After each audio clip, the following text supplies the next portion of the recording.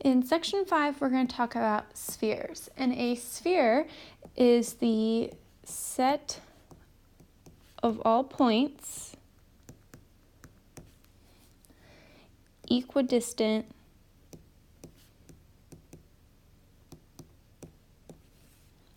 from the center.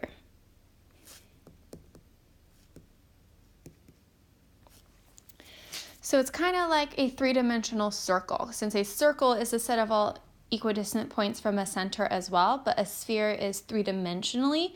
So it's just like a 3D circle.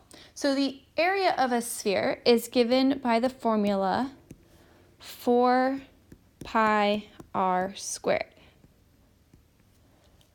So it's kind of similar to the area of a circle. So we're going to find the area of our spheres. So we have that the radius is 9, so we'll have 4 pi times 9 squared. And 9 squared is 81, so we have 4 pi times 81. So we get that the surface area is 324 pi centimeters squared, which as a decimal gives us 1017.88 centimeters squared.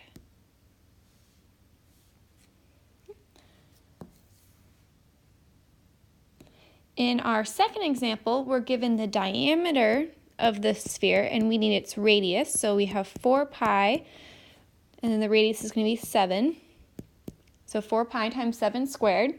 So we get 4 pi times 49, which gives us a surface area of 196 pi inches squared, which as a decimal is 615.75.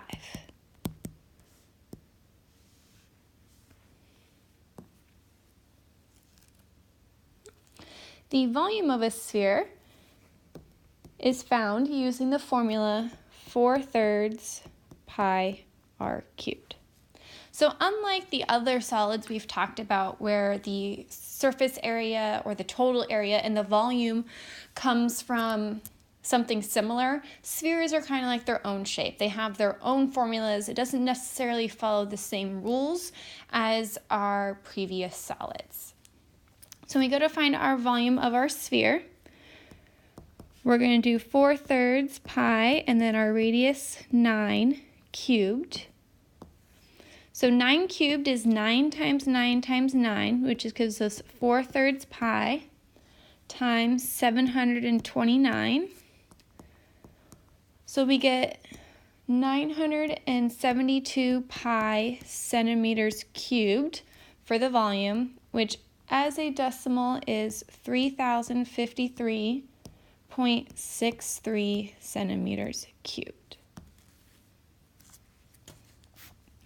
For our second sphere, we do 4/3 pi and then our radius is 7 cubed. So 7 cubed is 7 times 7 times 7, which gives us 343. So our exact volume is 1,372 pi over 3 inches cubed, which as a decimal is 1,436.76 inches cubed.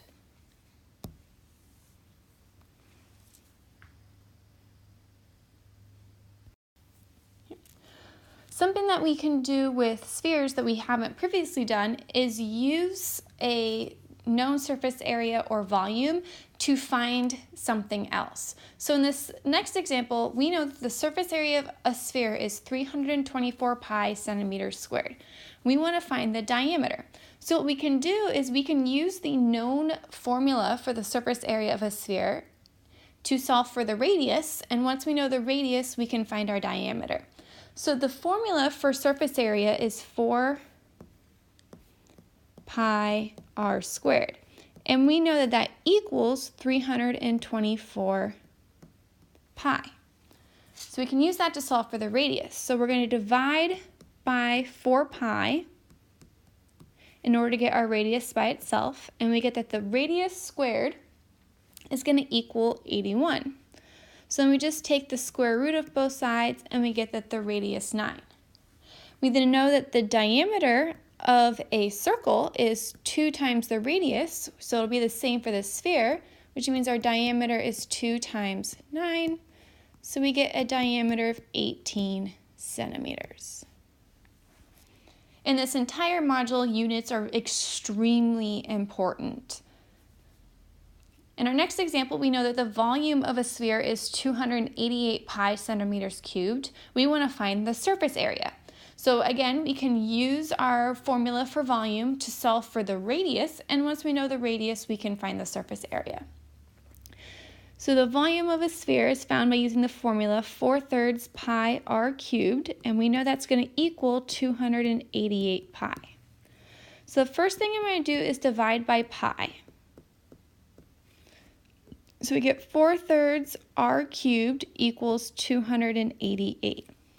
Now we want to get rid of the 4/3. So I'm going to multiply by the reciprocal to both sides, because 3/4 times 4/3 is 1. So that gives me r cubed equals, and then 288 times 3/4 is 216.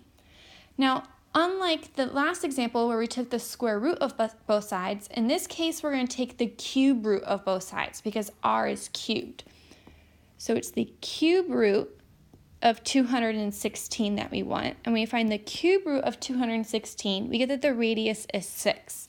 I can now use this to solve for the surface area.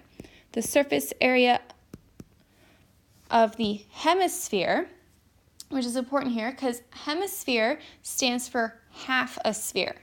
So we're going to do 1/2 times 4 pi r squared. So we have 1/2 times 4 pi, and then our radius 6 squared. 1/2 times 4 is going to give us 2 pi times 36. So we get a surface area of 72 pi centimeters squared, which as a decimal is approximately 226.19.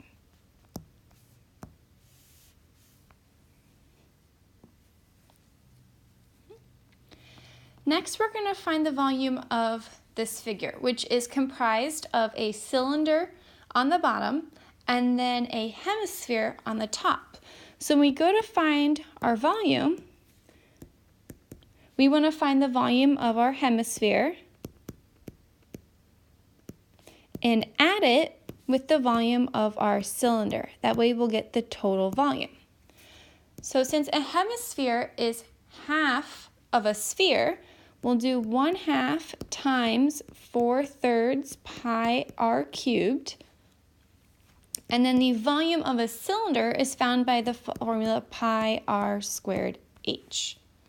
So we're going to plug in our radius and our height of our figure. So we'll have 1/2 times 4/3 pi, and then our radius is 8 cubed, plus pi, and then our radius 8 squared, times the height of 18.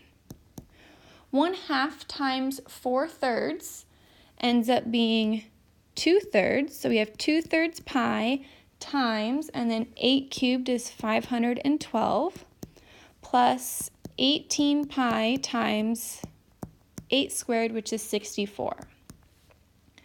So we end up with 1024 pi over 3 plus 1152 pi. So our exact volume is 4,480 pi over 3 millimeters cubed, which as a decimal gives us 4,691.45.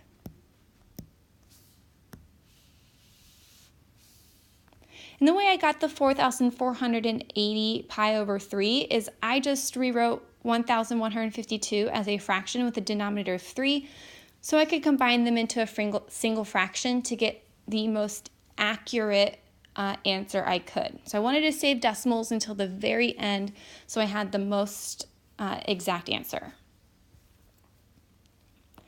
So in our last example, we have a cone surrounded by a sphere. We want to find the volume of the space between the cone and the sphere.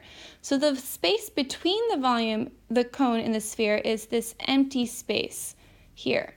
So we want to find what that volume is. So in order to find that volume, what we want to do is we want to take the volume of the sphere and we want to subtract from it the volume of our cone.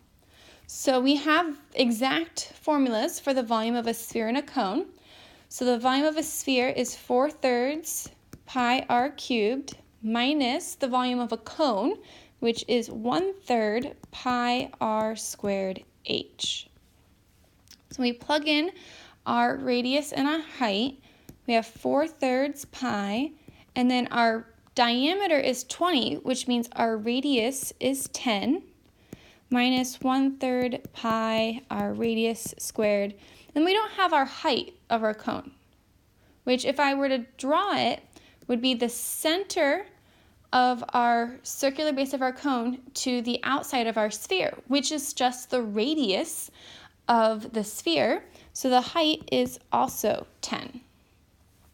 So we end up with 4/3 pi and then times 1,000, which is what 10 cubed is, minus 1/3 pi times 100 times 10.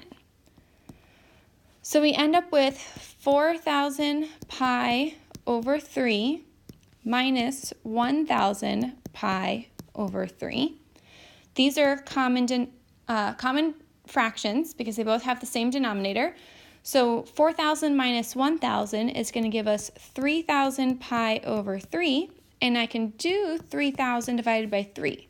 So we end up with the volume between the two figures being 1,000 pi meters cubed, which as a decimal is approximately 3,141.59.